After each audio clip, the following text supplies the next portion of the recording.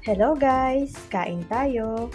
Our ulam for today's video ay pritong tilapia. Ayan, syempre ako nagluto niyan. Sa maniwala kayo sa hindi, ako ang nagluto niyan. O, diba? So, hindi rin mawawala dyan syempre ang masarap na sauce na kapartner ng isda. Syempre, kailangan natin yan. Kapag isda ang ating niluluto, hindi mawawala ang sausawan na ito. Ayan, meron dyang toyo, may sili, meron din syempre sibuyas, and syempre meron din kamatis na naging favorite ko na. Masarap kasi yan sa may toyo na sauce. Syempre, hindi rin dyan mawawala ang masarap at malamig na Coca-Cola, kapartner ng isda at pritong ulam. And syempre, hindi rin dyan mawawala ang kanin. Syempre, hindi ako makakain kapag walang kanin, no? So, ayan. Kain tayo, guys. Enjoy your lunch.